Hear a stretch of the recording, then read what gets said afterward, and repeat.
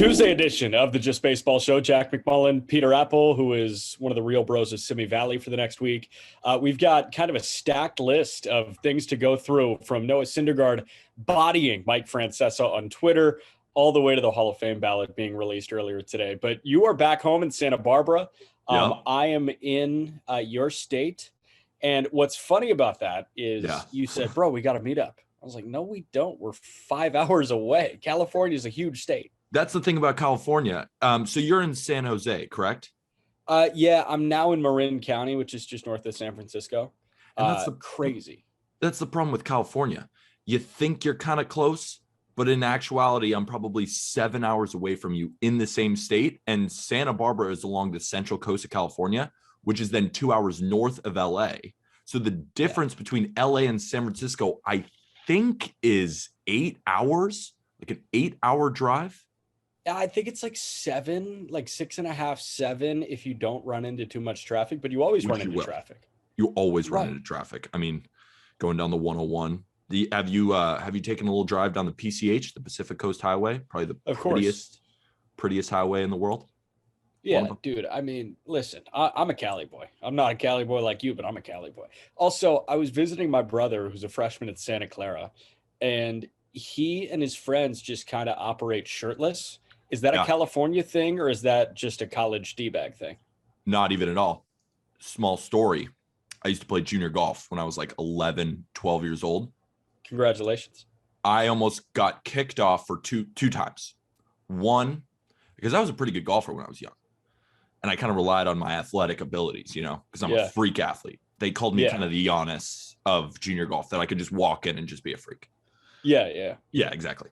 Naturally. But first time, almost got kicked off because I hit the drive of my life down this hill and almost hit the other golfers. Almost got kicked off then. The other time, it was like 97 degrees. And in my 12-year-old mind, I thought, why would it be bad if I took my shirt off to finish the tournament? That was idiotic. I can tell you why it's bad. Obviously idiotic. Almost got kicked off then. And then to go back to the California part, I'm currently eating, now that I'm back in my hometown, just some nice berries. I got strawberries, pineapple, kind of like a mini pina colada. Yeah. Just feeling really, good. You're wearing a hoodie in Santa Barbara right now. The bodega doesn't have good enough berries for you? That's the thing. All I keep hearing since I went back to Santa Barbara, all my friends are, when are we going to the bodega? That's like this new joke that we're hearing. Yeah, I mean, the bodega, listen, you can be from California or Chicago, Illinois like me. I'm always going to joke about the bodega if I hear that somebody lives in Manhattan. The bodega is the ultimate store. It's the only place in the country where you can go get pet food, you can get a sandwich, you can get cigarettes, and you can get like gloves, hardware. There's everything at the bodega. It's an incredible store, and I don't know why it hasn't been adopted throughout the country. I guess sounds like your Tuesday night. Yeah, it sounds like food, dog food, a sandwich, and a turkey sub, cigarettes, and some nails. And you could go get soap there. I just got some soap from the bodega. God. Is it soft soap or is it Myers? You can get anything you want. You can get bar soap. You can get that. I don't even know. You can get anything. And you can see the local alley cat too. It's pretty awesome. Just hanging out in there. Aki wet. All right. Let's dive into a laundry list right now. This is an awesome week of sports. I love Thanksgiving week. Obviously, you love it because you got Monday Night Football tonight, and then you got 3 Thursday night games.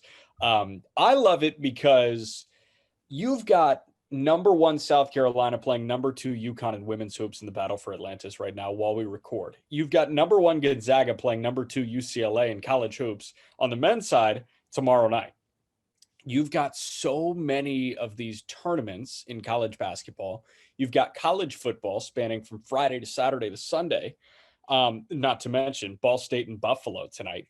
Big action. Big one. Ball State playing for bowl eligibility there.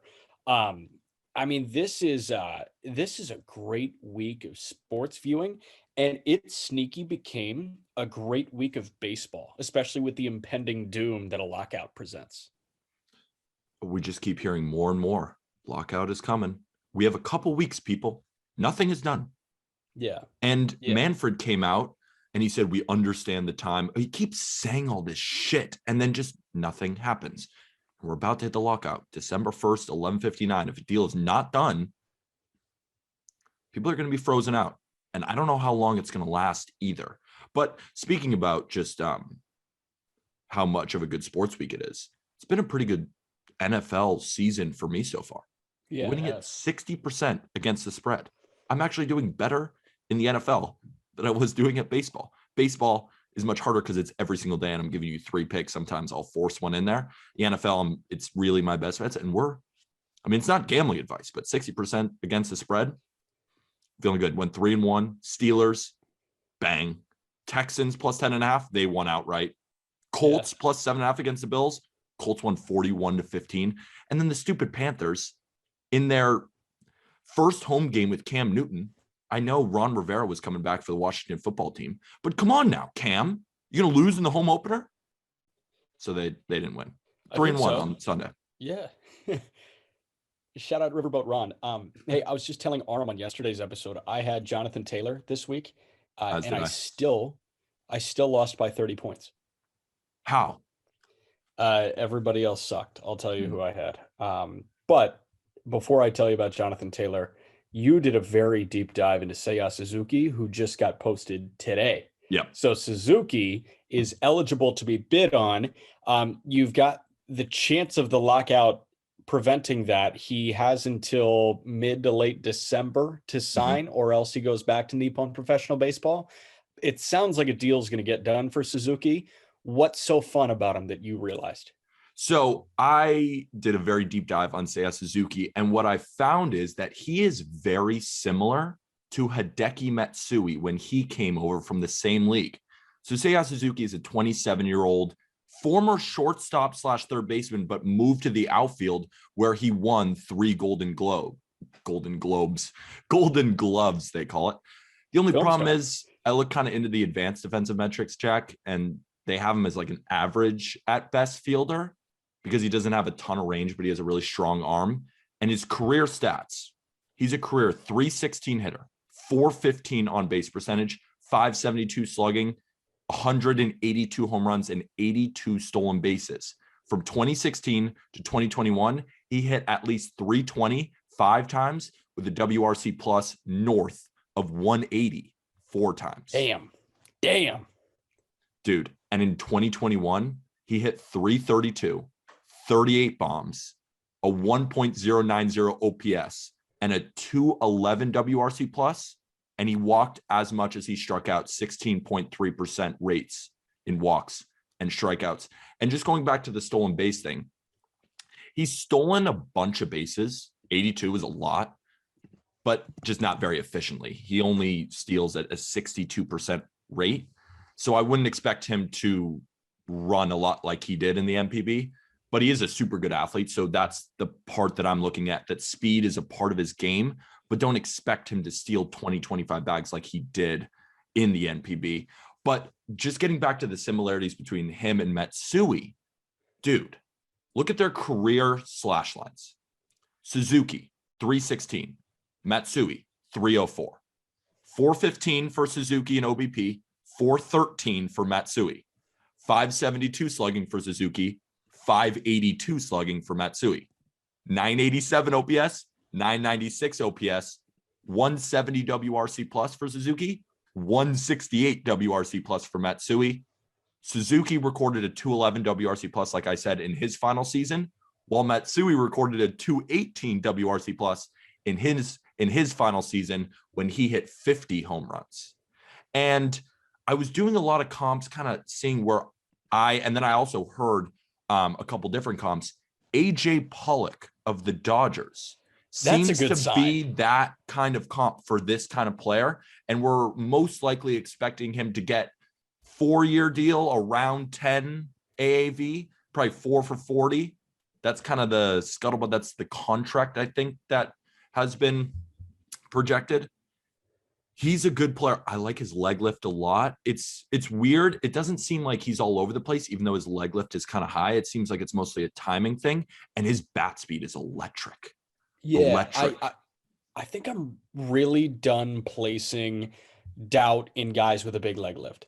Mm, I did that a lot. I did too. You know, especially when I was learning like how to hit when I Me was in too. high school. And I was, you know, doing these hitting lessons and I was hearing from former pros and they were like, oh, the leg lift, no. But now, I mean, it's just so obvious that like if you're a top flight athlete, the leg lift is not going to throw you off. I mean, we were always told, look like Bryce Harper, right? You take Yeah. that small step forward and you get on your toe. We see it with Shohei Ohtani, but the reality is Harper and Ohtani are way stronger than skinny ass Jack was in high school. So I was going to slap singles the other way while they were hitting the ball 500 feet. If you want to be this mix of power and athleticism, you got to have some sort of momentum getting going. And a leg lift is a very important part of that. So I think if you are athletic enough and if it works and if you work on your timing enough, it is a repetition thing. If you have a leg lift, you have to have a good work ethic. And I think that Seiya Suzuki, based on what I've read as well, has a really good work ethic. I'm not worried about the leg lift at all. And also another player that I saw a lot of people comparing him to was Shogo Akiyama, who came over when he was 32 to the Reds. But Suzuki is a much better player, and he's in the prime of his career. Shogo didn't really do much for the Reds. Don't expect that from this. This is a completely different player. Yeah, I did the dive into Shogo Akiyama too, because, you know, while you can hear the Hideki Matsui comp for Seiya Suzuki, you also have to look at what could happen on the other side, right? On the flip Absolutely. side. And the flip side is Shogo Akiyama. Now, let's say this, because we said this, I want to say a week ago, maybe 2 weeks ago, when we first started talking about Seiya Suzuki. I've got a lot more confidence in the guy coming over that had immense success in Nippon professional baseball in Japan than I do with the KBO. Yeah. And, you know, you brought up Ha-Sung Kim, right? The NPB is just a much higher level of baseball, and those guys have a higher rate of correct translation to Major League Baseball. So with Suzuki, you know, I tried to say, okay, what needs to happen for him to be Akiyama? But then I dove into Shogo Akiyama's stats in NPB, and they were not as good. Like he had a low 800 career OPS in Nippon professional baseball. Like he did hit 24 bombs his last year in Japan, but that kind of felt like an outlier there. Like Akiyama, it was obvious he was coming down from his prime when he signed with the Reds. And he signed to be this center fielder that was defense first that could occasionally hit, you know, in the best possible turnout would hit 300. Yeah. He didn't sign to be a superstar. Suzuki is signing with all-star capabilities. And that's already a higher ceiling put on him than there was one for Akiyama.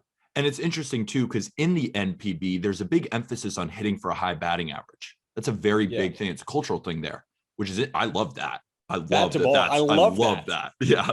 First of all, love that. Second of all, I'm interested to see when he comes over, is he going to kind of get in that same 3 true outcome boat? Where is he going to start? Is he going to start unloading on power? For example, if he's thinking to himself, wow, I could actually get probably paid more. They don't really care about my batting average. I could hit 260, but shell out for a home run, maybe more. Could he be a guy who's hitting you 35 to 40 jacks in a season? Yeah. Because his bat speed, I promise you, is electric. And he has that potential. I'm just so interested to see when he comes over and no one's like, we don't care about your batting average, even though we think they should, but they don't. How will he change as a player? Will he stay the same? And you know, I just think that's a very interesting concept. Will he kind of change as a player, sell out for power more? Because he's already got that good eye and he doesn't strike out that much. He's really a steady bat. I'm interested to see if the power translates more or the batting average translates more. Well, I would probably say 9300 hitter. Exactly. I bet that goes down, but the power goes up, much like we saw with Shohei. Mm-hmm. With Shohei Ohtani, when he came over, he changed his offensive game, right? He was, you know, pump out 35, pump out 40 in Japan, but that is equivalent to like 30 here. 40 there is equivalent to 30 here. The average went down because Shohei said, wait, I am more powerful than pretty much everybody in Major League Baseball. So I'm just going to hit 50 bombs. And like the batting average is not going to be 300. It's not going to be anywhere close to 300, but I'm going to win MVP because I hit 50 bombs. That's the thing. That's the interesting thing. Yeah. But it's so hard because people can tell you what they think Suzuki will turn into, but nobody actually has any idea. That's the problem about these guys coming over, you never know what you're going to get. Did we know that when Shohei came over that we were going to get probably the best player in baseball? Right. No, we didn't. We So knew we don't that know was what will happen with Suzuki. We knew that was a glimmer of hope. Of course. That we could get the best player in baseball. And it turns out we did. How about this transition? You ready for this? Ready. A guy that is now the rotation mate of Shohei Ohtani in Anaheim, Noah Syndergaard, signed a 1-year deal with the Angels. And he had a hilarious Twitter interaction who Aram and I kind of are on one side and you are on another side. He had this interaction with Mike. You're on a different side. Yeah. I mean, you view this guy as a god, Mike Francesa. Oh, I do love Mike Francesa. But this in this scenario, Noah Syndergaard smoked him. But I've always been a fan of Mike Francesa. It was hilarious. Let me pull up this interaction on Twitter right now. Noah Syndergaard absolutely obliterated Mike Francesa. Here we go. Boom. Where are we at? I'm just eating my strawberries while you're looking. These are so good. He tweets a lot. Holy smokes. The produce in California is fantastic. It's so fresh. Okay, here's the first one. Francesa. The Mets are better off without Syndergaard. In case you haven't noticed, they have been without him for years. Syndergaard replied and said, "Damn, didn't know you were still alive. Congrats." That's hilarious. I love the congrats. That's so funny. What's on our Instagram? And then we got shout out at Just Baseball Fans on our Instagram. I can just pull it up right here. The second one, I competed. Mike Francesa responds. I competed every day for 35 years, in parentheses, and won in my chosen profession in the greatest city in the world. Noah whined and ran away. Syndergaard's response, only thing you've ever won is being a gas bag Mets hating opportunist. All you've done is talk shit and spread toxic crap for a career. Congrats again, sweetie. You're doing great. Mike Francesa, you took just a fat L there. Also, and then John Heyman got into it. John Heyman. Oh yeah, John Heyman was like Syndergaard. You see, Heyman got into it. Heyman quote tweeted Francesa and said, "Here's another difference. Noah is entertaining." I mean, Heyman totally took Syndergaard's side. It was so funny. Syndergaard also retweeted Francesa and Chris Russo talking about how Shohei Ohtani is going to be a bust when he was in his first spring training. I mean, Syndergaard has something against Mike Francesa, and I understand, like, that guy. Listen, that is a sports talk host's job. It is to come up with shit to say for 3 hours a day. Colin Cowherd, who is the king, we agree is the king. He said this straight up. He said, or Russillo, I think, said this straight up, but Cowherd has echoed the same sentiment. He said, listen, like, people are going to come at us because we're talking heads. Like, we have to fill 4 hours. If we're going to have an argument, if we have something to possibly sound off about to formulate an opinion, we need to fill 4 hours a day. That's our job. Francesa, supremely talented at his job. Noah Syndergaard could be a little bit butthurt about some of the things that Mike Francesa has said about him. Of course. But the reality is, if you keep going at Syndergaard, he's going to bite back. You got to be ready for him to bite back. I also, what do you mean ran away? And also, the Mets will be okay without him? New York Mets. How's Steven Matz? How's Matt Harvey? How's Zach Wheeler? Jacob deGrom is really, and now Syndergaard's gone. This entire core of your pitching, they're all gone. And Zach Wheeler almost won a Cy Young. I don't know if the Mets are okay. And Syndergaard did not run away. He got offered $21 million after the Mets offered 18. It's called I'm making more money for a team that wants me more. And New York Mets, you're not letting me throw my slider? How am I going to get batters out? So Francesa took the L, the Mets took the L, and Syndergaard took the win. And now he gets to go to sunny Los Angeles and play with Shohei Ohtani and Mike Trout and Anthony Rendon. But also about the $21 million. $21 million is a lot for Noah Syndergaard. He has to, I was talking with Dustin Demeter last night, the shortstop for Oral Roberts University, who's also been raking in the fall. He's a stud. Good. Regardless. He said that for Syndergaard to earn that money, we need a 3.75 ERA or below. We need 150 innings plus, and we need a lot of strikeouts and a low walk rate. I don't know if Syndergaard's going to deliver that. I really hope he does, because I hope old Syndergaard is back, because old Syndergaard is a superhero. He's named Thor for a reason. Like, he's incredible. But I just don't know if we're going to get that same Thor. Do you think so? I don't think we're going to get that same Thor. I think that Thor is gone. Here's my thing. It's almost like the Klondike bar situation. I would sprint away for $21 million. I would run so far away. Like, if somebody said bow out of this fight for $21 million, I'd say, okay. He's almost kind of going to the American League version of the Mets. Yeah, just stuck in purgatory. Hey, the Mets are going to be electric with Baez and Lindor. I mean, Francesa is due for a year of awesomeness. Yeah, I mean, because I grew up on Francesa, but yeah, I get why people don't like him. He's very opinionated. Also, we haven't even really spoken about the Jose Berrios extension. 7 years, 131 million. I read that. I like Jose Berrios. It's a lot of money and a lot of years. I know he's 27, but 7 years, 131 million. I saw that and I said, whoa. He deserves that.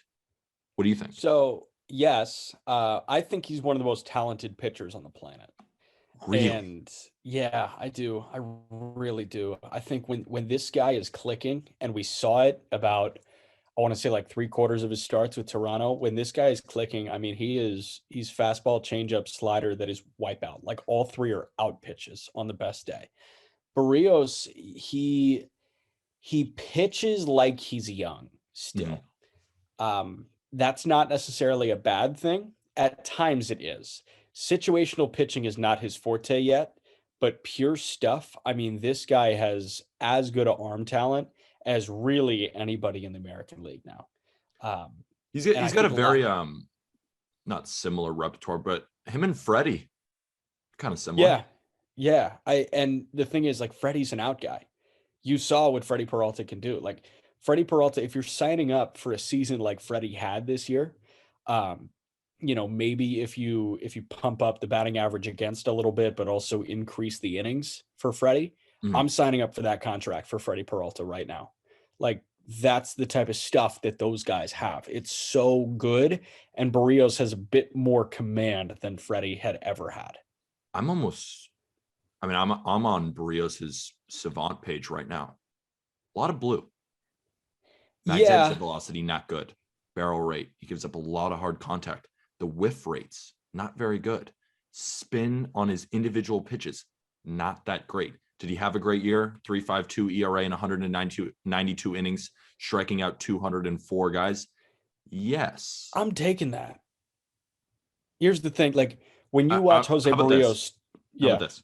Expected ERAs, he's been 2019, 4.14, 4.42 in 2020, 4.12 in 2021. And expected ERAs and everything, obviously. It's expected. It's not what happened.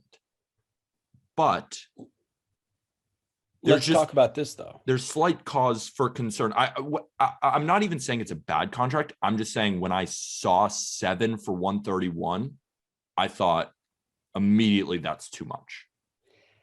I disagree, because that's the price of an ace now. But I don't think he's an ace. That's why. Ooh, I think he's an ace. An ace is like, who's better, him or Sandy Alcantara? Sandy, but Sandy's an ace too. But Sandy's the Blue Jays are paying him to be their one. Are they not? They're paying him to be the one. You put Jose Berrios against real ones in the playoffs. I don't know how well he stacks up. Listen, I'll make this bet with you. Like, I made the Aram bet. I made the Casey Mize bet with Aram. I said 3.9. He said over. I said under 3.9 for Casey Mize. What do you want? Name your ERA number. 3.5. I want over next year. Oh, shit. I mean, he's going to be at like 3.52. He's an ace, right?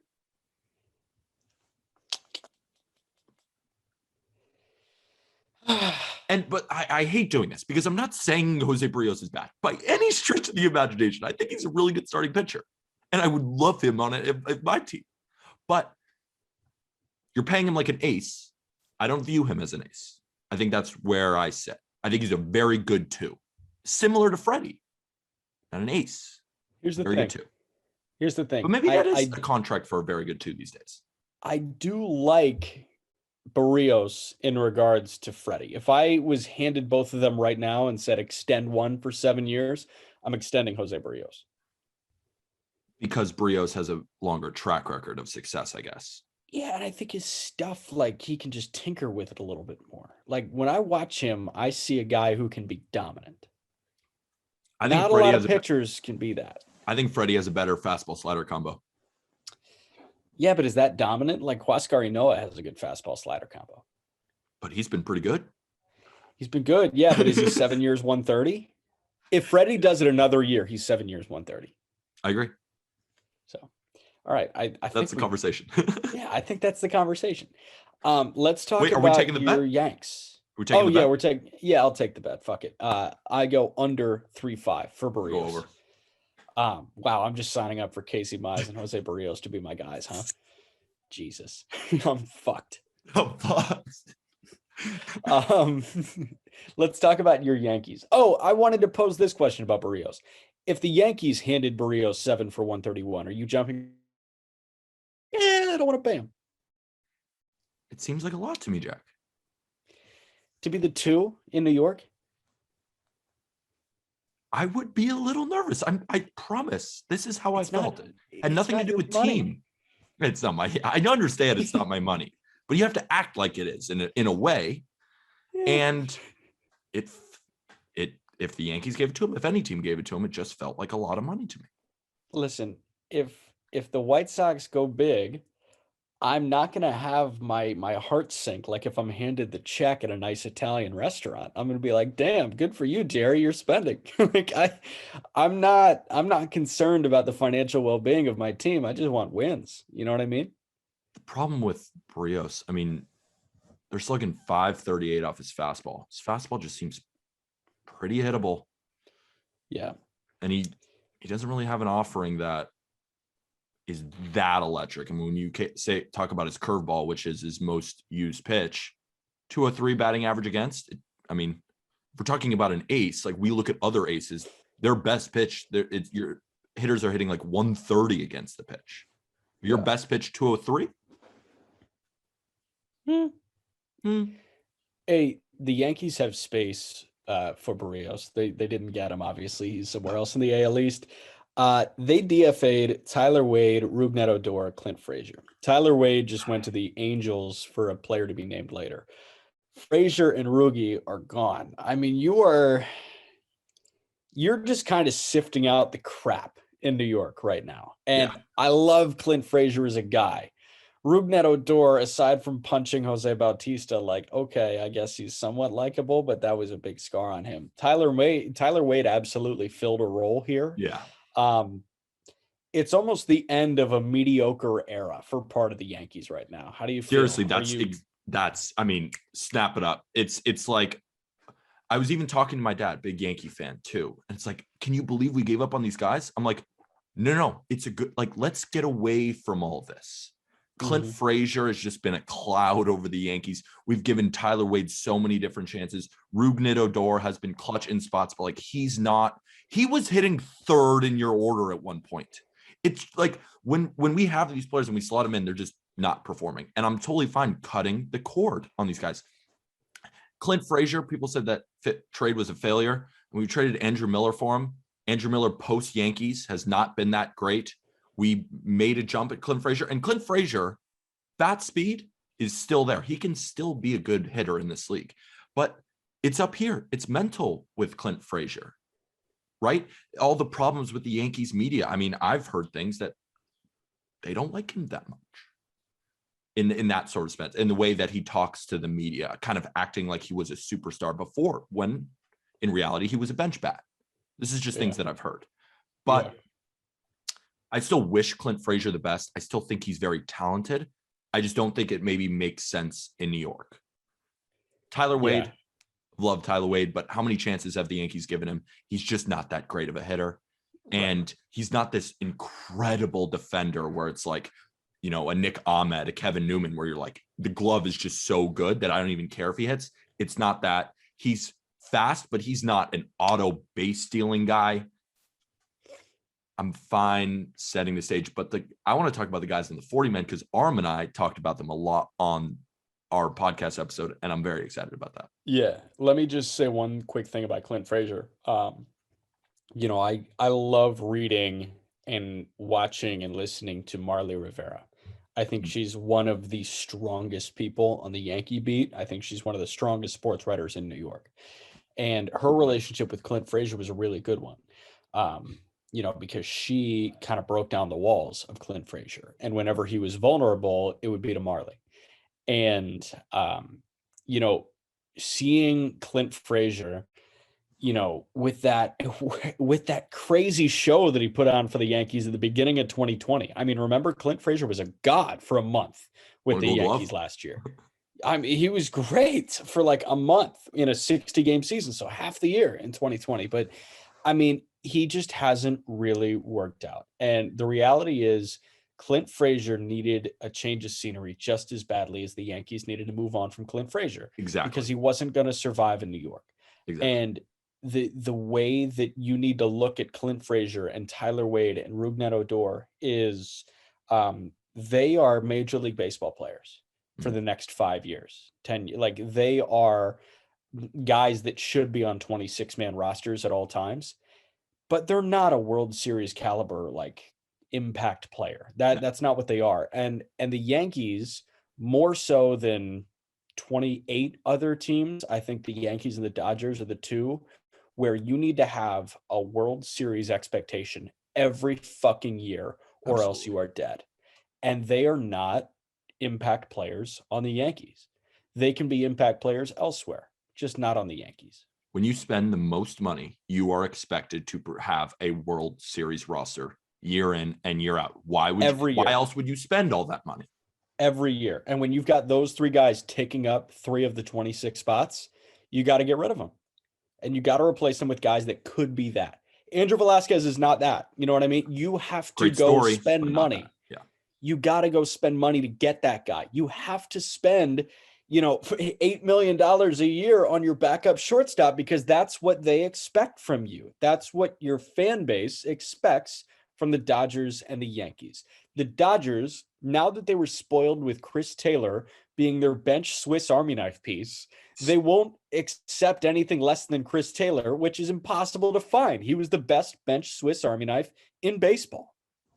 Him or Whit Merrifield. But I mean, these guys, but to that point, also, I wonder if the Dodgers, they have to have Chris Taylor on the top of their list of guys that you got to bring back. I feel like every World Series roster has to have a Chris Taylor. I mean, I'd think so. The Dodgers can probably just go spend $60 million on 2 other guys.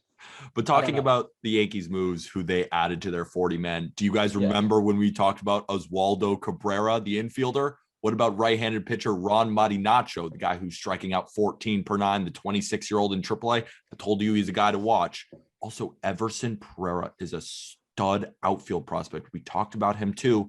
And then, of course, Steven Ridings, Yankee fans, you remember him coming out of the bullpen in 2021, just pumping 100. And then also a left-handed pitcher in JP Sears.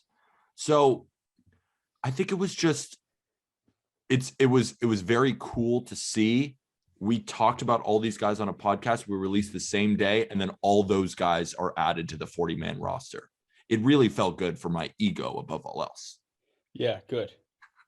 Everybody needs a good ego pump, especially TikTok star Peter Apple. Hey, let's talk about Jose Quintana sucking yet still making $2 million. You're going to keep giving him chances because he was so good. And you're just like, can he find it? Can he find it? No, the answer's no. I know. The answer's you watched no. him very closely. Listen, and they hated him. As a Jose Quintana truther, I love Jose Quintana so much because what he did for the White Sox. I mean, watching Sale and Quintana at the peak of their powers. I mean, Jose Quintana was the best no decision pitcher ever. he would throw 6 innings of 1-run ball and his team would lose 2-1 and he would get a no decision. I mean, there was a stretch of like, I want to say 6 or 7 starts in a row where he would get no decisions. Like that's at his peak, he gave me Johan Santana vibes, but at his low, he's so giving good. me men's league lefty. Yeah. Yeah. Like this guy is, I mean, as somebody whose favorite player is Mark Burley, and that's well documented, right? Like I love the mechanically sound left-handed pitcher because that's what I was. That's what you were. I couldn't throw fast. So I liked Mark Burley because I was from Chicago. I couldn't throw fast for shit. I just had to be perfect. I had to put the ball in the lower outside corner with a 2-seam fastball every time. And no 16-year-old right-handed bat was going to hit that, regardless of if they were going to Louisville or Triton Community College. Nobody was going to hit 72 low and away dotted on the corner. That's what Mark Burley did at the major league level. And when Jose Quintana was on, that's what Quintana was doing in the major league level. And he was an all-star caliber pitcher doing that. And he was as mechanically sound as anybody. But that was like 8 years ago. Not anymore. Pirates, $2 million for Jose Quintana? It's like they're trying to compile the worst starting pitching staff in the world. It's like, God. Who else could we add? They should go add Keuchel and then go grab Corbin. No, you or can't Jordan Lyles. These are all guys with the worst ERAs this year. I mean, the White Sox have this affinity for, like, I mean, I'm thinking Burley, Quintana, John Danks, Dallas Keuchel. Like, they always have this. What a name. Right. They always have this low 90s to high 80s, like, lefty. And those guys will always remain effective. I was talking to Dustin again, and I was saying, because he was just raking in the fall, I'm like, which starters are getting you out? And he's always saying, you throw it anywhere below 97 from the right side, like I'm up in the box, like I can hit a fastball. I know that from a righty. But what's always going to be a little bit of my kryptonite is the funky lefty. And he's sitting there to himself, why can I hit 96 from a big old right-handed, but I can't hit 88 in on my hands from this funky lefty? Because they're always so effective. But some of them, they have a small margin of error. So when they're on, they're really good. We've seen the Dallas Keuchels, the Jose Quintanas of the world. But then when they're off, it's batting practice. And that's where we see the elevated ERAs into the 6s. And these guys can't get out of the second inning because if their command is immaculate, they're extremely effective. Once that command starts to teeter, it's batting practice because you leave 90-mile-an-hour fastballs middle. I mean, they're just getting pelted out of the ballpark. ERA by year. By the way, Jose Quintana had a stretch of 4 straight seasons with 200 innings or more. That's awesome. He's a good pitcher. Great pitcher. Jose Quintana ERA by year. 3.76, 3.51, 3.32, 3.36, 3.20. Those were his 5 full seasons with the White Sox. Since, so 2017 on. 4.15, 4.03, 4.68, 4.50, 6.43. I mean, this guy, he's still making money. Andrew Heaney just made $8 million too. What the hell? Bizarre. I just don't get why the Pirates did it. They need somebody bringing along Quinn Priester and Max Kranick. Do we think that the Pirates can be a team to get Jose Quintana back to where he was? If the Dodgers had signed him, if the Cleveland Guardians had signed him, if the Rays had signed him, then I'm thinking, ooh, that's kind of an under the radar play. I bet they see something. No offense to the Pittsburgh Pirates. Who's the last player they unlocked? All I hear about is everyone going from their team and then becoming good. Austin Meadows, Tyler Glasnow. I mean, the list goes on and on. Adam Frazier. They unlocked Adam Frazier. They did unlock Adam Frazier for half a season. That's true. Or did Adam Frazier unlock Adam Frazier? And his 800 BABIP. Exactly. So it's really team based. I just don't know why, of all teams, the Pittsburgh Pirates. Yeah. I don't know. Listen, we got to talk about this Rangers super team idea. The Rangers have been rumored with every mega deal of the last 10 years. And apparently late last week, they met with both Corey Seager and Marcus Semien. I mean, this is a team that was running out Isaiah Kiner-Falefa as their star. Their star, Isaiah Don't Kiner-Falefa. start hating on Isaiah Kiner-Falefa. Okay. You ready? Is he a star? He's fun. Because he played catcher and now he plays shortstop. That's why he's fun. Yes. Okay. Athletic, Jonah Heim. versatile. Jonah Heim, great framer. Great framer. Adolis Garcia, 27-year-old, finished 5th in Rookie of the Year. That's something. They just extended Chris Woodward. You said you didn't know who Chris Woodward was. I don't know Chris Woodward. I didn't know the manager of the Rangers. That's fine. I forgot. But also I'm trying to go through more. They have Nomar Mazara is not on their team anymore. No, he's actually been on several other teams that aren't the Rangers since he was there. Do they still have A-Rod? No, A-Rod actually signed a big deal with them, but then was traded to the Yankees, I want to say. Josh Hamilton? No, not there. He's not there too? Yeah. Oh, shit. Michael Young. Hank Blaylock, is he still there? Hank Blaylock. You are on it with names. John Danks. Hank Blaylock. Yeah. Love that. That's the most fun thing when you just start naming obscure players. TJ Hushmanzada. Ooh, everybody got their bingo cards. How about Mark Red Zelanik? Yeah, God, I can keep going, man. All right. We got to talk seriously about the Rangers. Yeah. We actually heard from Kendall McGee, who's our resident Rangers fan over at Just Baseball, and he's also killing the merch game. Go check out the merch. We have Not Gambling Advice t-shirts. Yeah, Got to get one of hoodies. those. It's getting cold. Get your hoodies. Just Baseball hoodies. You can search Just Baseball merch on Google and it'll take you to our Shopify store, or go on Instagram and you can shop within the app. That was such a good merch plug. I forgot how I was going to transition back into it. You were saying, but seriously, talking to Kendall McKee. He is under the assumption that the Rangers GM is continually putting it out in the public that the Rangers are in to keep the fans engaged, and yet they never actually sign any of these guys. Foolish Baseball photoshops Rangers hats and jerseys onto pretty much every superstar in baseball, and it's so funny. I love that guy. Bailey. He's a good dude. He's hilarious. Also, I didn't know he was 26. Yeah. I thought he was like 18. It's in the Twitter bio. Bailey, 26. That's what it says in there. Hey, let's wrap up just with a quick note, because the Hall of Fame ballot came out today. You're hearing this on Tuesday. It came out on Monday morning.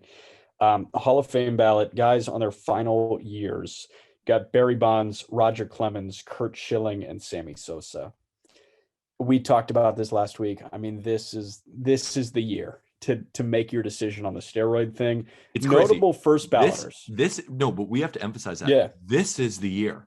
If Barry Bonds doesn't make it in, no person who ever has been, I think, taken steroids, tested positive, even David Ortiz. Did he ever test positive, or was he just in the Mitchell report? I think he was in the Mitchell report. I think everybody associated that. You will not see yourself in the Hall of Fame if Barry Bonds, the GOAT, doesn't make it in. It's going to take the senior vote to get him in. Barry Bonds won 7 MVPs. Yeah. What the hell? No one else has won 4. Berra's got 3. DiMaggio's got 3. I don't think anyone else has 4, and he's got 7. I'm telling you, dude, like, the argument needs to be made that Barry Bonds is the greatest player of all time, but it won't ever be made the greatest because player he in any sport ever, too. Yeah, but the argument could be made, or the argument can't be made because he juiced. Like, that's the thing. He tarnished everything. Now has he tarnished his Hall of Fame case? So those are the guys on their final year on the ballot. These are all the guys on their first year on the ballot. Carl Crawford is in his first year. Prince Fielder, I didn't realize he retired with neck issues 5 years ago. Yeah. He's on the ballot. Ryan Howard is on the ballot. Tim Lincecum is on the ballot. Justin Morneau, Joe Nathan, Jonathan Papelbon, Jake Peavy, AJ Pierzynski, A-Rod, Jimmy Rollins, Mark Teixeira. Those are all the guys debuting on the ballot this year. We got to do a deeper dive, but just off the bat, I'm thinking, are any of those guys actually going to get in? I mean, like if Bonds doesn't get in, then A-Rod isn't. Is Teixeira going to get in? Switch hitter? God, I don't know. Lincecum's not getting in. It was fleeting. Yeah. Peavy's not Peavy? getting in. Who on that Here's list the is thing, getting like- in? And if the steroid thing with A-Rod, you might not get it in Right. either. But They like just put out a Poppy ballot where and none of them A-Rod. are getting in. Poppy and A-Rod are the Hall of Famers on that list of the first ballot. But Bonds does get in in. order for Bonds has to get in, Clemens has to get in, Manny Ramirez has to get in. Like, that's the thing. Sammy Sosa needs to get in for all those guys to get in. So I don't know. It's going to be fascinating. Anything else? And we're going to do a deeper dive into all of their numbers too, because we don't want to give you just this is the Hall of Fame. No, we're going to do a full episode on this because we think it's very interesting because this is such a pivotal year for the Hall of Fame moving forward. And this is something that all of us take seriously. So we want to legitimately contextualize each guy. And chances are we're going to be rolling it out across several episodes the next couple of weeks. What we think of each guy. We might even sort it like pitchers, position players, all that thing, and like do the deep dive and then reveal our ballots. Like, this is something that, especially in the lockout, when you think we don't have jack shit to talk about, oh baby, we've got something to talk about. We can make up shit all day long. All day long. Anything else you want to hit on? I'm just happy to be in California. The only problem is I won't be able to be on Twitch, people, for the next couple of weeks, but I'll be back in New York and we'll do another Twitch stream. I don't have my Twitch set up around here. So, but keep staying tuned. That's Jack_McMullen11 on Twitter. I'm at PeterApple23. Again, go check out the new merch, Not Gambling Advice t-shirts, the hoodies. Everything is in our description. Arm's got a prospect episode coming out tomorrow, and we have Jeff Duncan, the Lieutenant Governor of Georgia, confirmed, and that interview will be coming out soon. We're going to talk to him about potentially what he thought of the All-Star game moving out of Atlanta to Colorado. We're also going to ask him about his career in the minor leagues. He was drafted by the Red Sox and played with the Marlins in the minor leagues. So we're going to ask him all about that because there's been news coming out that MLB will actually help their minor leaguers. So I'm very excited about that. Anything you got to touch on before I say thank you, everybody? I don't think so. I think I'm going to order my just baseball hoodie momentarily. I'm hoping that Kendall doesn't hop on the shipping right away, so it actually gets to my abode when I'm back from California next week, early next week. So I'm probably going to shoot Kendall McKee a text actually and say, hey man, I need you to delay shipping it out because I need to be back, even though Kendall has gotten deliveries done so quickly. I mean, the guy is lightning. He is Couldn't lightning. recommend ordering from us enough. Like, you got the Amazons, we got Kendall, and he's a beast. Yeah. Kendall Bezos. So thank you, everybody.